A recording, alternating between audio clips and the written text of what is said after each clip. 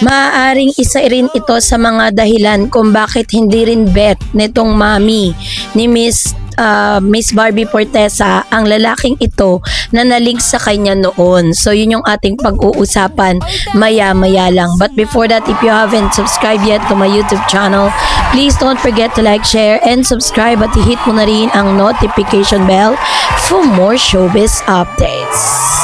Bago tayo of course magpatuloy sa ating updates for today's video, nais ko pong pasalamatan kayo for always watching and trusting this channel. Thank you so much sa inyong laging panonood at palagi ang pagsubaybay sa mga updates po natin. Maraming salamat po. At ngayon, ito na pag-usapan natin kasi may napadaan po sa news feeds ko. At dito ko napagtanto at napagdugtong-dugtong na talagang napaka-blessed ni Miss Barbie Fortesa na hindi siya napunta or na-connect dito sa lalaking ito. Although nung una parang na-intriga nga na nagkakamabutihan silang dalawa. And then eventually after the project, after po the show, wala na pong communication at hindi na po nag-go through kung ano man yung chismis patungkol sa kanilang dalawa. It's just a hype, 'di ba? So panoorin natin tong video ni Mr. OG Diaz sa kanya pong YouTube channel. And nasasabi ko talaga na napaka-bless niya. Let's watch this. Kissing scene nila ni Ivana na ikina-turn up ni Ivana. Na tapos daw ay nakarating sa management at pinagalitan ng management si Jameson Blake at umiyak si Jameson Blake. Nakausap ko si Ivana. So to give you context with regards to that, ito pong si Jameson Blake at Ivana Alawi ay nagkaroon po sila ng proyekto together. Isang teleserye kung saan kasama nila si Mr. Sam Milby. At isa sa mga pinanggigigilan ng mga netizen, matapos nga na parang nagalit itong si Jameson dahil isinumbong daw, yun yung narrative ni OG Diaz na itinama niya sa kanyang vlogs ngayon. So sinasabi dito na sumama daw yung loob ni Jameson dahil inaakala kasi ni OG na ang dahilan ng napagalitan si Mr. Jameson Blake, no, dahil nga daw dun sa kanilang kissing scene. Pero si Ivana mismo ang nagsabi patungkol sa totoong nangyari. Ito, panoorin natin. Nawi mismo. Ano sabi? The source of the record. Sinabi ko pa. Pati sila lahat umasa, oh. Ito na nga, kayo. Kausap ko si Ivana. Sinabi niya sa akin na mali at hindi buo yung kwento mo. Yung kwento daw natin dito. Siyempre, ako naman, di ba, gano'n naman talaga, di ba? It's either yung nakarating sa'yo ay kulang o sobra ang kwento. Na hindi naman nangangahulugan na yung kinikwento sa atin ay pinaniniwalaan natin. Lagi natin sinasabi dito na tingnan natin kung ano naman ang panig ng kabila. Okay, kailangan marinig natin. So, ito na nga yung panig ni Ivana. Totoo, na hindi sila nakikibuan at hindi niya kinikibuan si Jameson Blake. Okay. Katulad itong media ko na hindi niya pinansin talaga si Jameson Blake. Yung kissing na nilabas ni Jameson Blake, yung Ano ba? Nilabas ba? So, sorry. Yung dila niya. Okay. Yung nilabas yung dila niya. Ano nilabas? Hindi yan ang issue.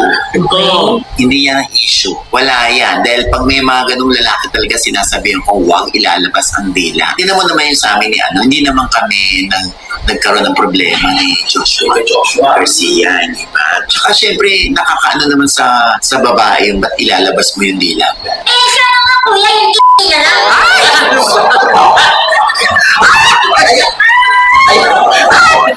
Ayun na dyan. Marina. Marami kasi yung nakatago. Huwag may ulo mo. Hindi yun ang issue. So, okay na sa kanya na tumibang? Hindi yung issue kasi nasabihan na nga.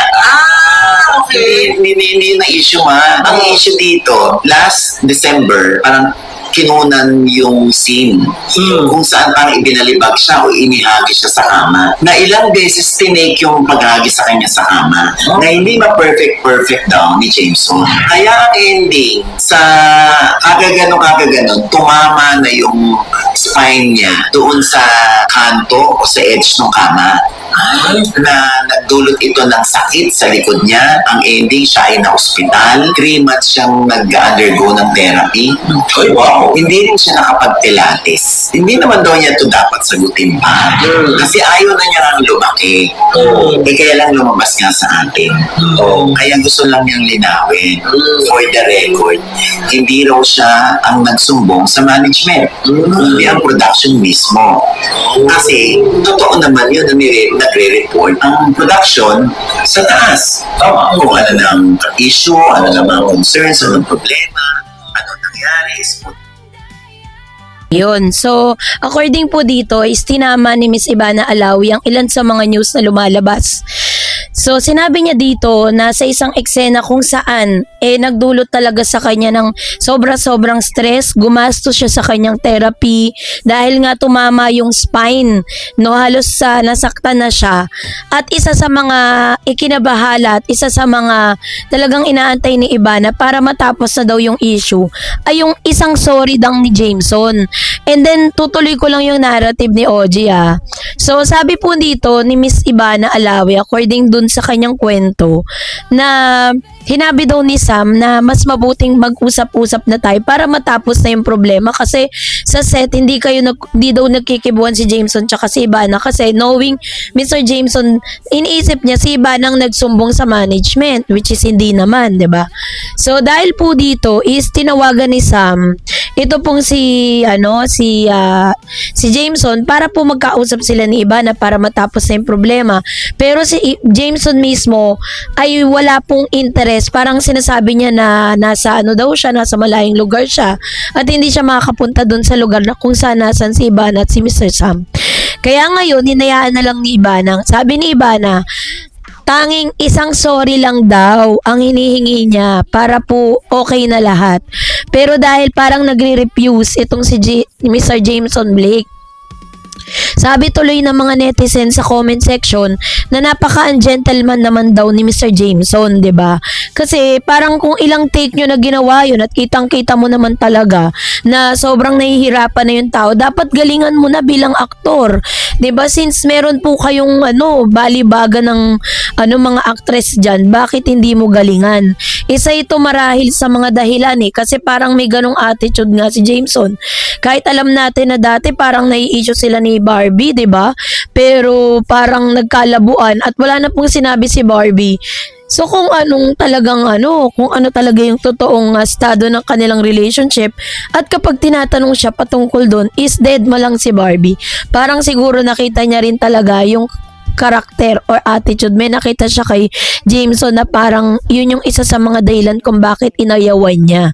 'Di ba? No, naiintindihan ko po yung part na yun. Kaya naman masasabi ko talaga na na-save din si Barbie sa ganitong klase ng attitude na meron si Jameson. Kasi parang si Jameson wala pa ako nababalita ang naging girlfriend nito. Kaya hindi ko alam kung totoo ba talaga siyang lalaki or baka naman dual yung gender niya hindi talaga pang girl or pwede rin siya sa girl or pwede rin siya sa boy. Wala pa po tayong confirmation with regards to that.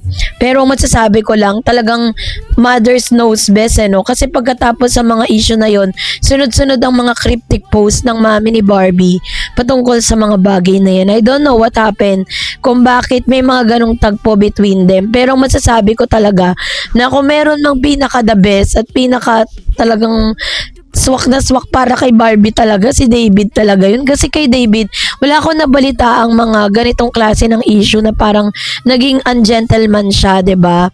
Bukod dun sa ini-issue sa kanya patungkol kay AC, na hindi raw niya inalalayan, ganyan-ganyan. Pero may mga ibang anggulo pala ng video na kung saan inalalayan niya naman pala si AC. My God. Yung mga tao lang talaga yung nagbibigay ng maling interpretasyon. So anyway, sana nga talagang hindi man ngayon makita ni Barbie na si David talaga yung para sa kanya.